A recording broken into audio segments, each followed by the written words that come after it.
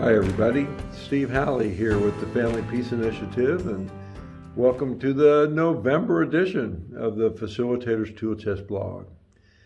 One of the foundational components of the Family Peace Initiative approach is the whole idea of battering motive, which is the work of my wife, Dorothy Stookie Halley. Basically, it's the principle that not everybody who uses the same behavior does so for the same motive. And if we paint everybody with the same brush, then we may be unintentionally handicapping our own interventions, and we might be, offering flawed safety planning for family members and victims of domestic violence.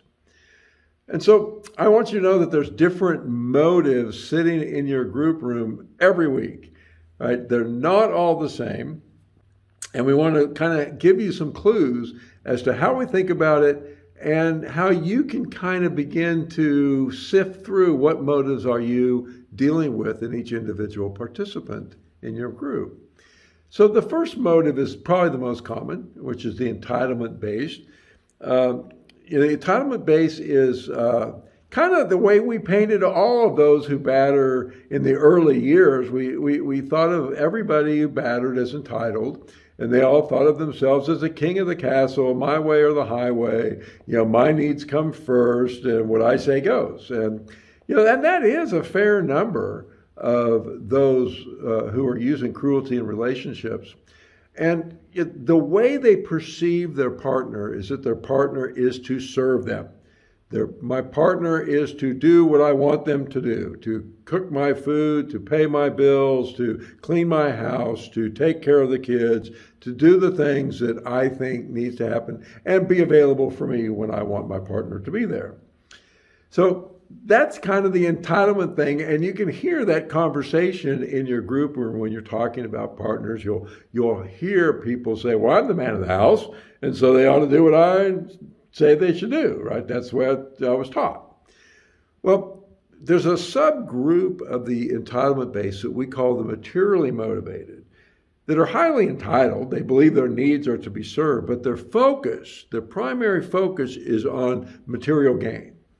And they, in relationships, see their partner as an avenue to material benefit. So they might do things like expect their partner to go sell drugs or other criminal activity.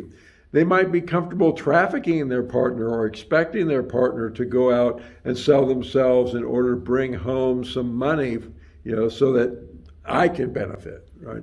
Maybe I'll give up one relationship and get into another one simply because the new partner has a better job and better income and better lifestyle. There's all kinds of materially motivated approaches that can show up. In our group rooms, many times it's that criminal thinking of how do I use my partner for material gains so that I can have the lifestyle that I more desire. So in the entitlement, there's the entitlement, basically my needs come first.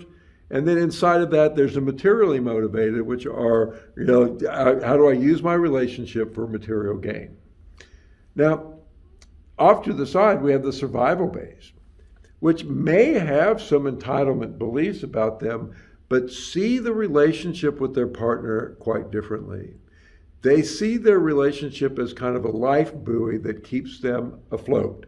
Without this life buoy, I'm going to sink. And the survival base will approach that many times you'll hear them say, I'll do whatever it takes in order to make this relationship work, to save this marriage. Without this relationship, I have nothing. I will be ruined. I will sink. I will go under.